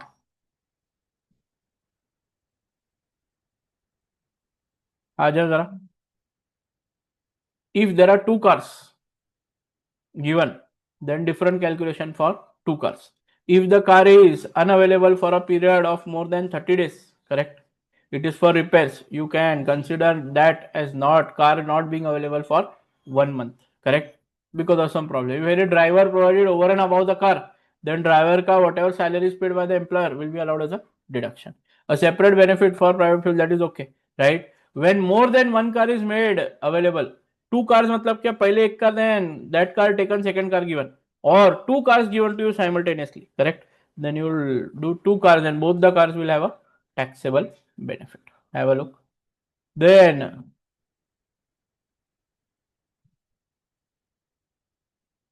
come to trivial benefit or gift benefit. Trivial or what? After this I started exempt, and what? Exempt benefits are not deductible from the employment income but are not taxed at all, correct? So I did first I think exempt benefit, then I again went to what? तुम्हारा जो living accommodation and all that. So all that exempt benefit का part I'll get there, correct? या रुको wait, I'll do first taxable only. आ जाओ. Car plus private fuel, car हो गया, उसके बाद private fuel paid by employer to employ, correct? Any amount paid but allowable और व्हाट बेनिफिट कितना होगा? You can pay as much as you want. See, employer gives certain reimbursement of private fuel, right, to the employ ने अगर पूरा पैसा वापस दे दिया, full money given back. Have a look. Private fuel benefit and employee paid to employer analysis. If full expenses of private fuel are paid back by employee to employer, no private fuel. That means employer has given you 10,000 pounds reimbursement of private fuel for a car which is given you for private use, correct? And you pay full 10,000 back to the employer, right? No private fuel benefit. But 10,000 reimbursement, you pay 9,999, £9,001 also if employer is paying as what? Reimbursement. Reimbursement will not be taxable, correct? But the car benefit will be taxable. Have a look. Is provided ER to employee 27,800. So, aja 27,800. This amount will be given in the exam. Fixed amount annually given by HMRC, and this is given in the exam into appropriate percentage. Take the same percentage as car benefit, correct? Into N by 12. Never do E by paid to ER from this. Never allowed as a deduction. Because either you pay full or either you pay anything, the full will be charged. Okay, you can have a look. Van plus van fuel, van benefit personal use अगर किया तो 3960 is the annual amount into N by 12, right? And if van personal use is very insignificant, very small personal use, then no van benefit arises. But if van is used for more than one employee, then 3960 into N by 12 divided by number of employees. And van private fuel, if it is given, the employer reimburses the private fuel, then 757 into N by 12 divided by number of employees if it is given to a number of employees. Now have a look. No benefit is charged to any electricity provided. If there is an electric car and electricity is provided, तो नहीं मिलेगा. Then van fuel, ठीक है. Pool cars. When employer owned car is used or is given to more than one employee and car is kept, see that pool car only if the car is not kept at the house of the employee. If it is kept at the house of the employee, that means it is for private use. Pool car का exempt benefit है, correct? Pool cars, right? If the car is kept with the employee overnight, right, then there is no exemption. But if it is kept with what? Employer or any other place, then it will be allowed as a exemption. बराबर है क्या? Pool cars. Then interest on beneficial loan. आ जाओ जरा interest on beneficial loan, right? First check whether the loan amount, right? सबसे पहले क्या देखना पड़ेगा? Have a look, correct? Whether there is a ORI. ORI मतलब क्या? Official rate of interest, which is 2.25% per annum this year. This 2.25% also is given in the exam in the answer sheet. As in the help or instruction में there is something called as tax table that is given. In that you will have this 2.25%. First see whether the loan is given lower than 2.25%. If it is given at a lesser rate than 2.25%, then only beneficial interest on loan provisions will apply, right? But if it is given at 5% or 6%, then beneficial loan interest, that means employer gives loan to the employee at 5%, 6% something, then no beneficial interest on provisions will apply.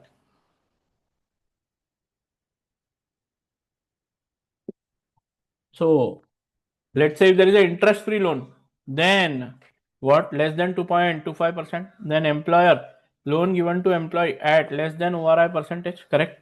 Interest on beneficial loan provisions will apply, correct? In that, see whether for the full year throughout the tax year, if the loan amount is less than 10,000, if that is the case, then there is no beneficial interest, the full interest is exempt, right? But if the loan amount is more than 10,000 anytime, even if 1 month or one day, if it is more than 10,000 pounds, then it will be what? Beneficial interest on loan will be fully taxable, right? And if that is the case, correct, there are what? How much will be taxable?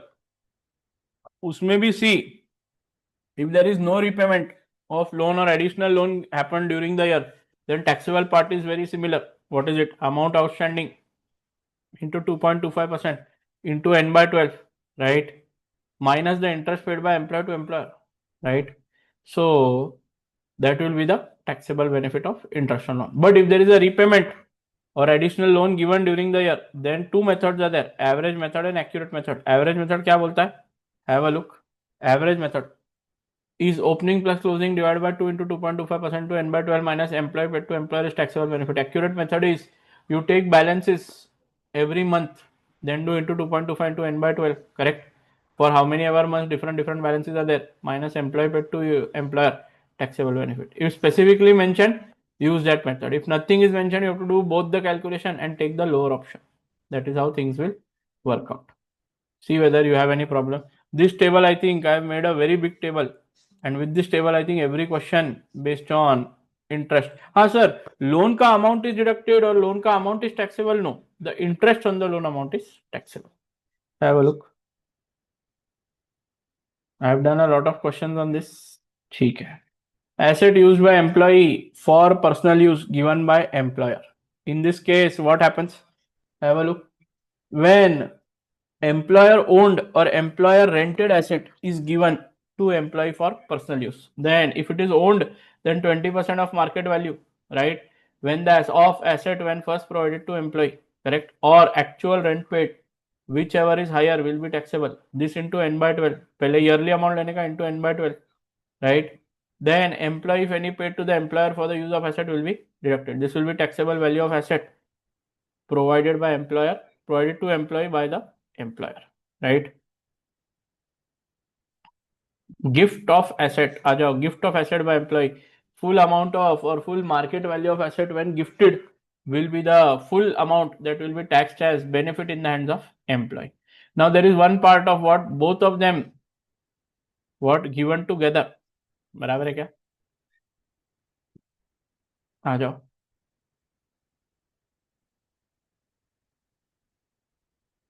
Yeah. Asset given, how do you take care of that? Asset given, right, for first given for personal use and then gifted on a later date. So what you will do? Personal use you will take up to, so today let's say given for personal use, 2 years given for personal use, and after 2 years gifted. So 2 years के लिए you will calculate into 20% into n by 12. That is there. Market value when first provided into 20% to n by 12 for 2 years, right? Or up to the date of gift, you will calculate what? Benefit of asset given, that is there. Then taxability of asset when gifted later on after given for use, correct? So market value of asset on that date, you get the market value of asset on the date of gift, and market value of asset when first provided minus whatever you have taxed already as use of asset, whatever is remaining versus this market value, whichever is higher is taxable gift amount. Have you done these questions? Tell me, or no? There's a very good question on this. You can try this question if you want. ये वाला. Everybody, those who are not my students, done or not done, बोलो. किया है कि नहीं किया है? I don't know. You should do it. Very good question. Approved mileage allowance, applicability, calculation, reimbursement, applicability. See, approved mileage allowance is only applicable if employee, what? Tell me. Owned asset is used for business. Employee owned car is used for business. In that case, what will happen? Tell me. Only the business miles are allowed, correct? And the calculation is first 1000 business miles, right? 0.45 pound per mile, and more than 10,000 business miles, correct? Less than first 10,000, 45. More than 10,000, 0.25. Reimbursements, have a look. Have a look. Reimbursement may be anything, but your AMAP deduction will always be there.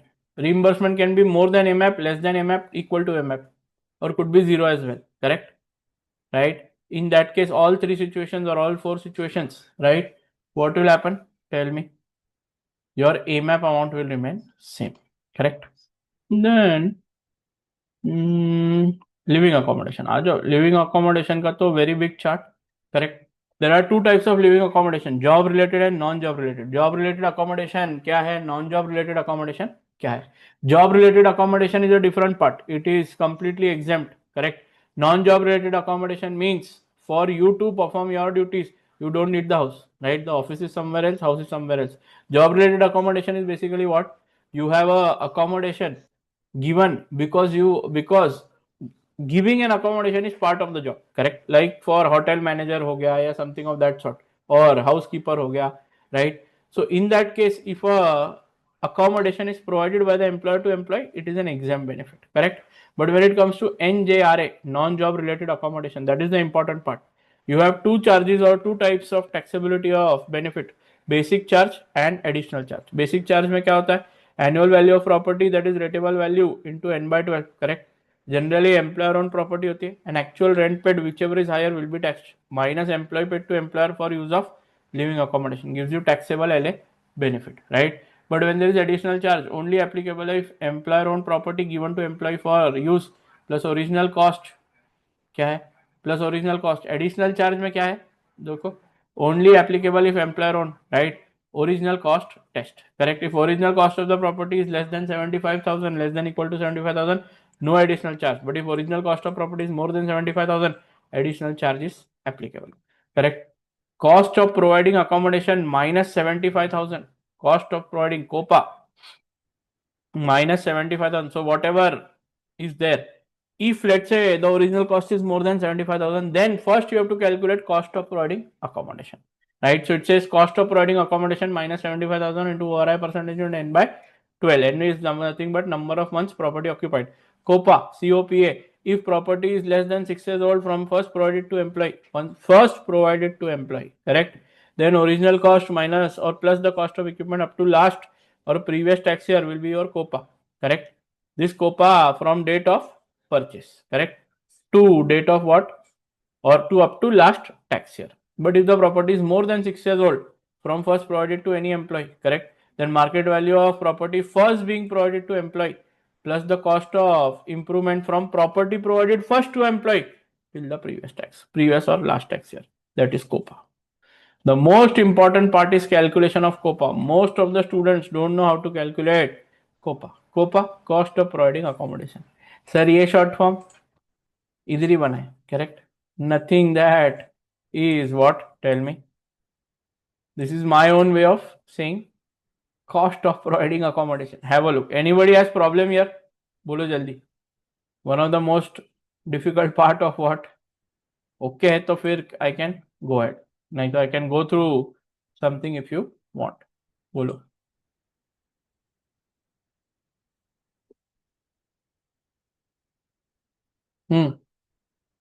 बोलो. Can I go ahead? Everybody okay with whatever we have done? चलो आगे. I have a lot of questions on this. You can do a lot of questions. सारे question आप देख सकते हो. I think around 5-6 question I had taken.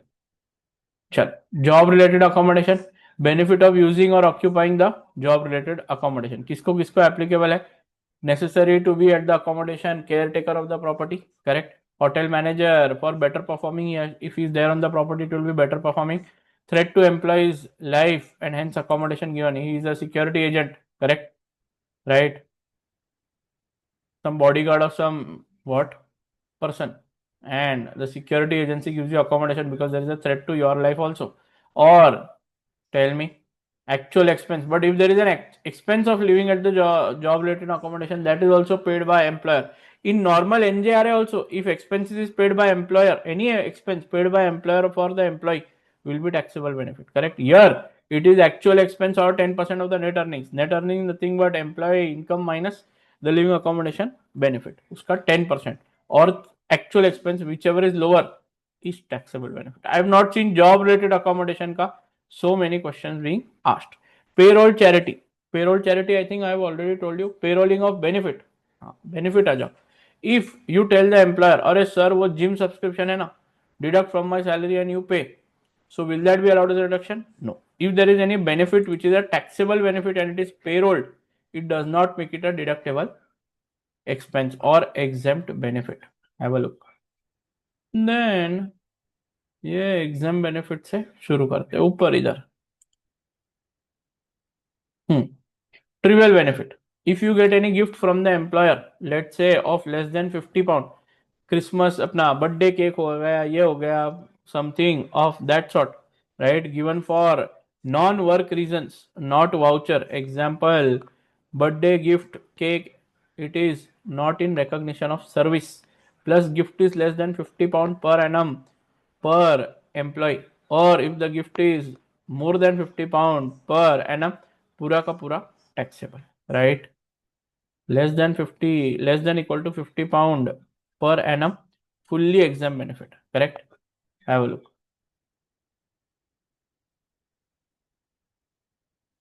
Long service award, if service less than 20 years, then any reward received fully taxable. If service is more than 20 years, award amount should be less than 50 pounds into number of years, correct?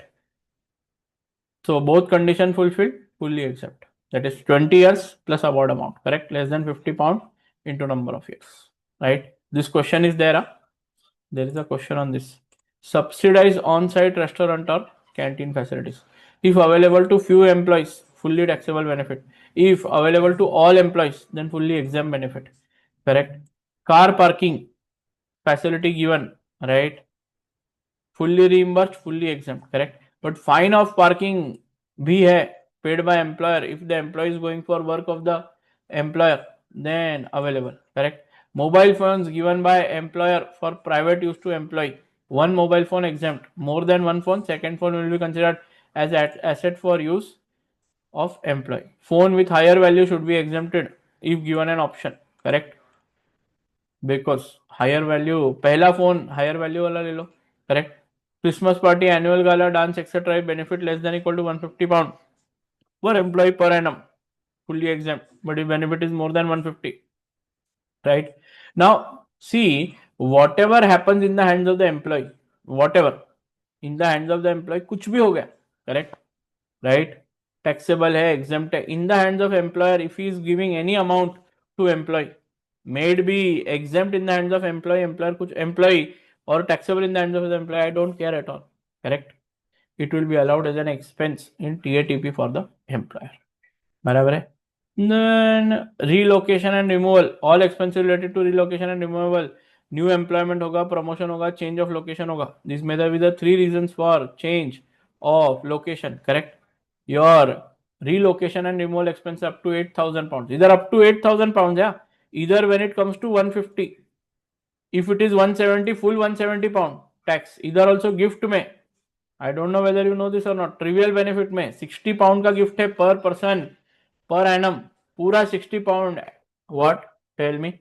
Tax in the hands of employee. It's not up to. ठीक है. But when it comes to what? Tell me. Your relocation and removal up to 8,000 means if your relocation is 15,000, up to 8,000 deduction will be received and 7,000 or exemption will be received. 7,000 is taxable.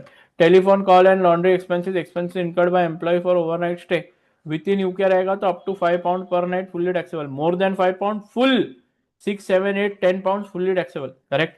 Less than 5 pound है fully exempt. More than 5 pound है fully taxable. Outside UK up to 10 pound per night, it is what? Fully exempt, correct? Less than or more than 10 pounds, fully 12, 15, fully 15 or 12 taxable. Home workers additional expenses up to 6 pound per week, fully exempt. Above 6 pound per week, additional amount above 6 pound taxable. But if you can prove with documentary evidence that the expense is more than 6 pound per week, then that 6 pound per week more wala will be allowed as a exemption. But you have to give documents that relating to that. Medical treatment up to 500 pound exempt. Over 500 pound 700 में से 500 deduct होगा. It is up to 500 pound. And health care professional का पैसा होगा, correct, employee assessed unfit for work due to injury और ill health होगा, after a period of sickness होगा, correct, and assisting the employee to, generally this should help the employee to return back to work. फिर others में certain benefits aimed at encouraging employees, work place nursery for child care, ठीक है. फिर bicycle और cycle पे आने के लिए अगर कुछ क्या है बेनिफिट दिया तो, right, this you can have a good read. इसमें अगर कुछ एक दो बच जाते, ठीक है, आई केयर टेस्ट हो गया, award of 25 pound, you can have a look.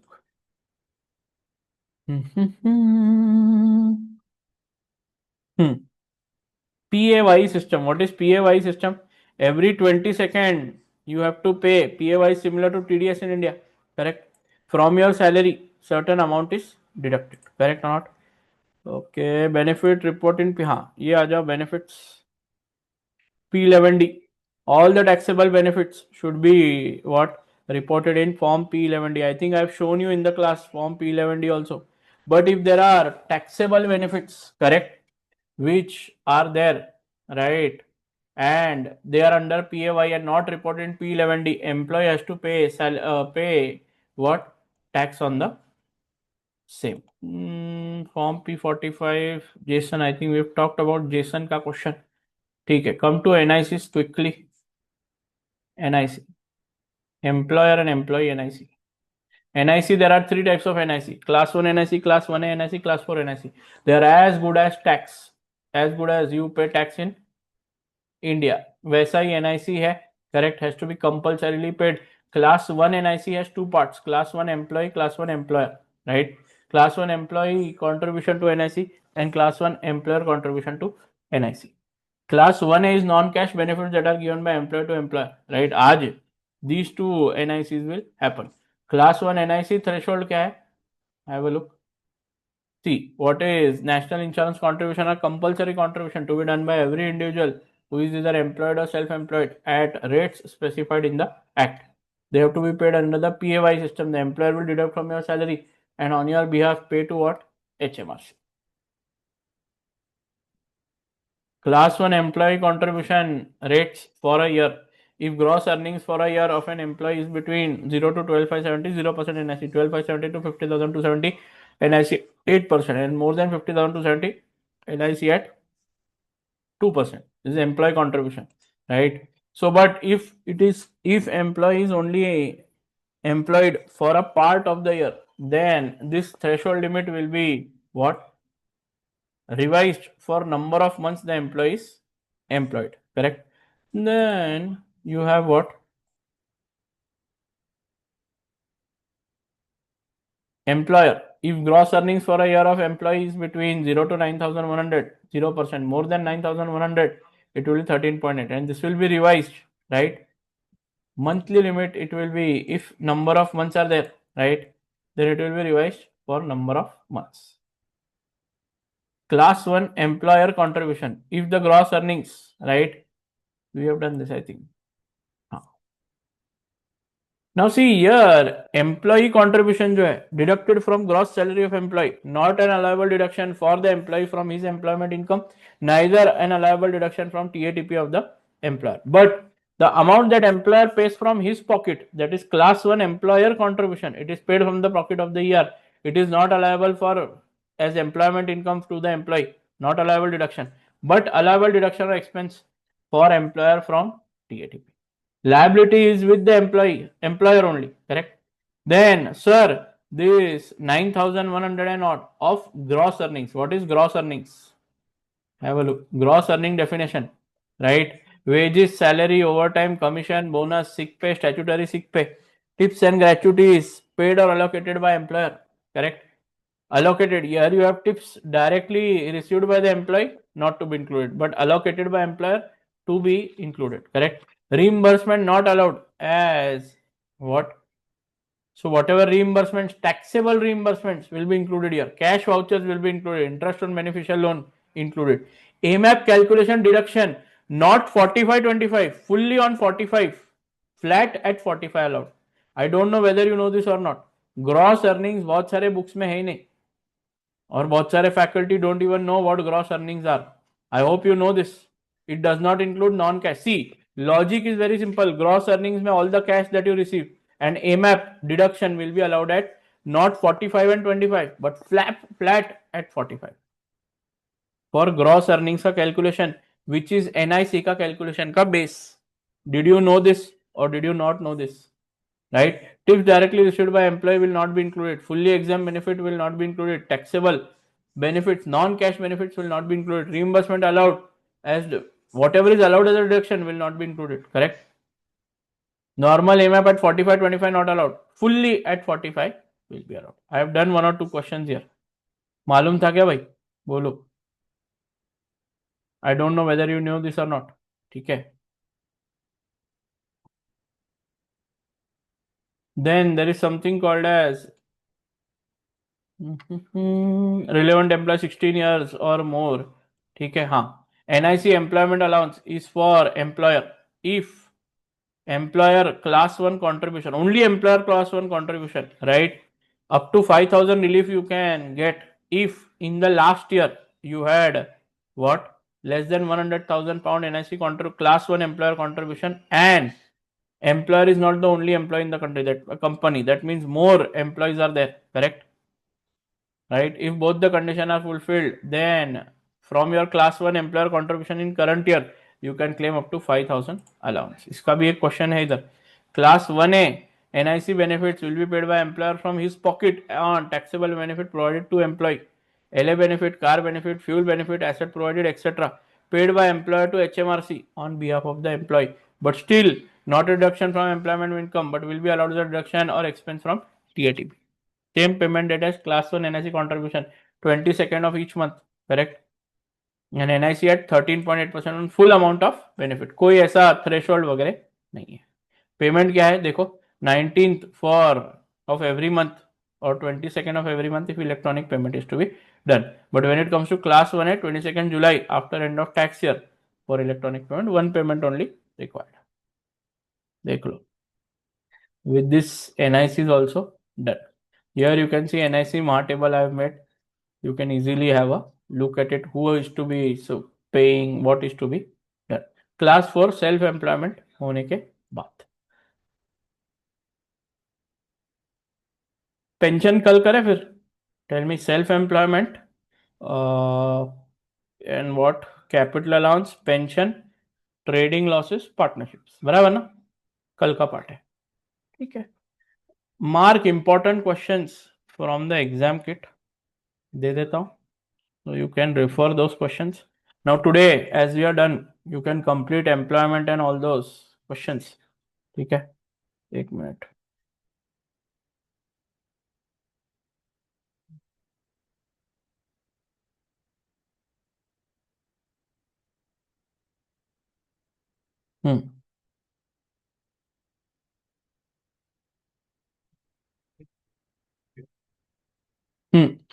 Jason, मेरे को तो लगता है I think most of the questions, I think it is those are important for you.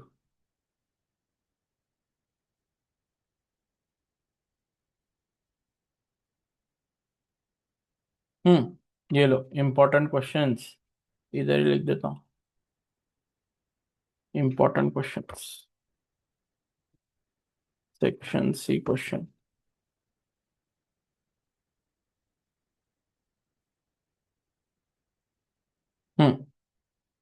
मेरे हिसाब से all are important because it covers different parts of your what. Tell me कितने, 1 2 3 4 5 6 7 8 9 question है. आई थिंक 9 क्वेश्चन तो you can do easily.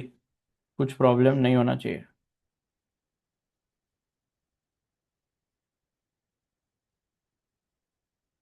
ठीक है. And all section A and B question of employment and basics. एक एक question था. नहीं ठीक है.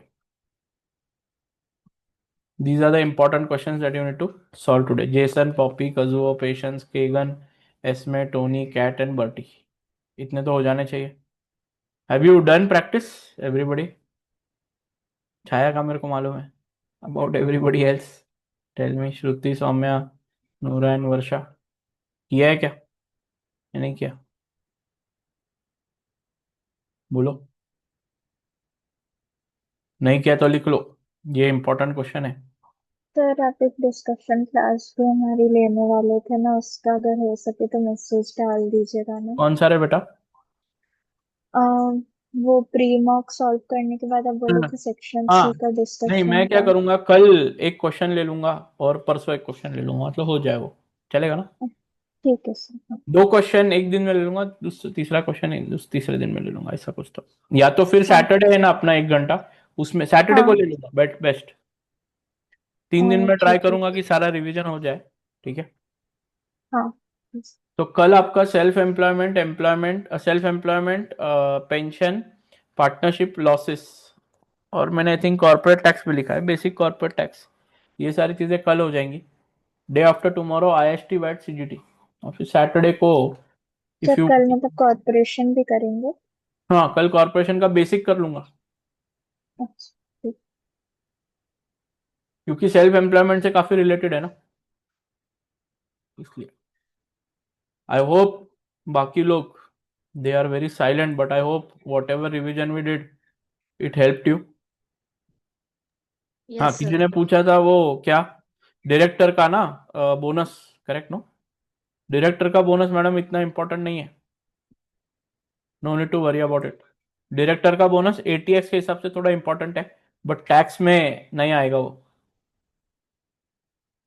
ठीक है ना?